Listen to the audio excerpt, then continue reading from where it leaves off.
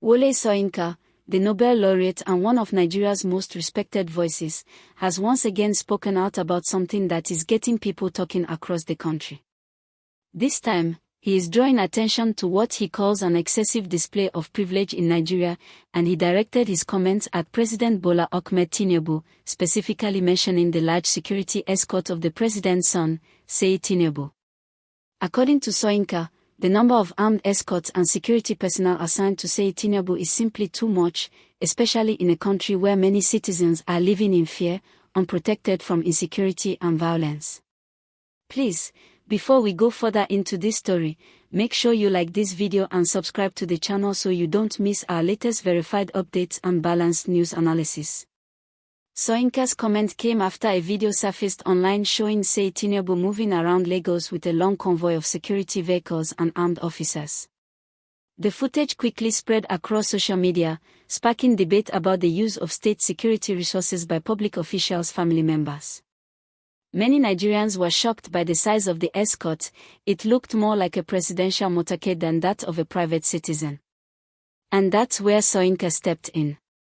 He said the sight was troubling and disappointing, especially at a time when the country is struggling with security challenges.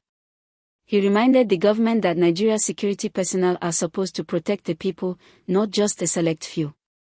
In his words, Soyinka said, "These are not normal times, and Nigeria cannot afford to waste vital security resources on luxury displays." He made it clear that while every citizen deserves safety, those in leadership positions should show example by being modest and sensitive to the state of the country. He pointed out that across many parts of Nigeria, in the north, the south, and even in Lagos itself, there are citizens crying out for protection from kidnappers, bandits, and robbers. For him, it makes no sense for one individual to move with dozens of armed men when many communities don't even have basic police patrols. Please, if you are following the story and enjoying this kind of calm and professional breakdown, don't forget to like this video and subscribe so you can keep supporting what we do here. Now, this is not the first time Soyinka has spoken truth to power. Over the decades, he has been one of the few public figures in Nigeria who has consistently challenged leaders, whether military or civilian. But what makes this case special is that it touches on something very visible, the difference between the life of the ordinary Nigerian and the privileges of those close to power. When Nigerians see convoys like that of Seyi Tinubu, they are reminded of inequality, of how different the realities are between leaders and the people they govern. Soyinka's statement simply gave voice to what many Nigerians were already thinking. He explained that the role of leadership is not just to govern but to set examples that others can follow. When those at the top act with humility, it inspires confidence and respect.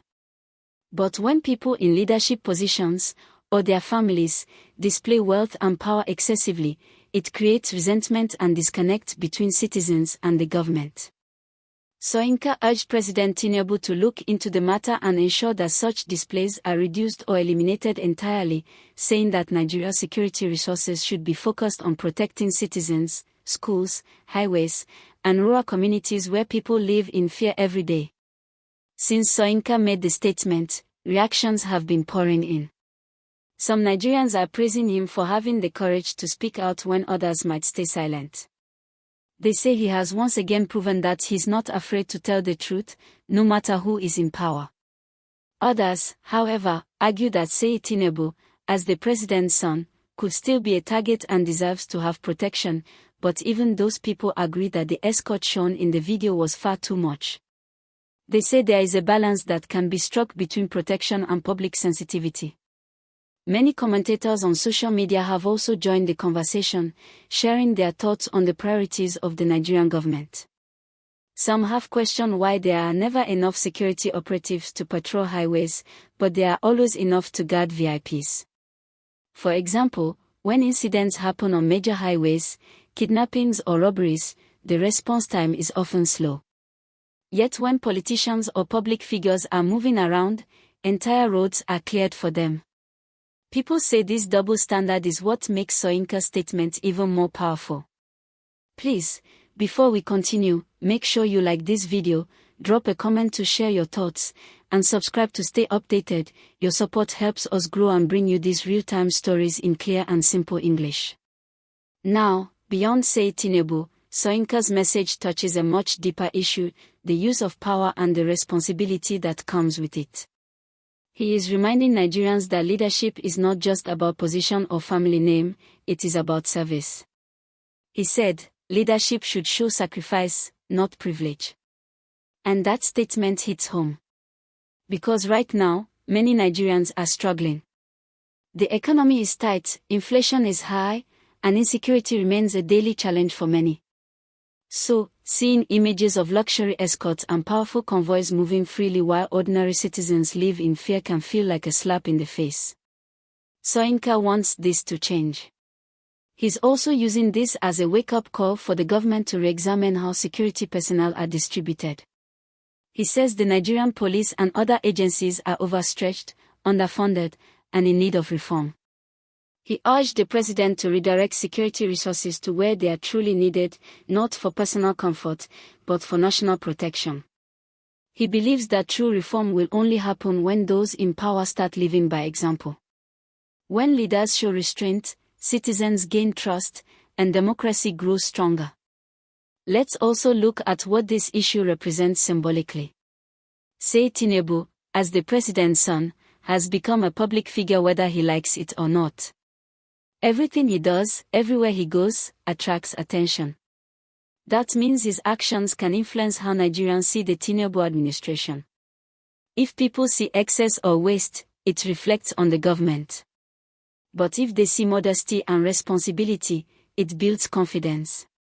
Soyinka understands that symbolism matters in politics. That's why he's making this point not as an attack, but as a reminder that power comes with visibility, and visibility requires caution.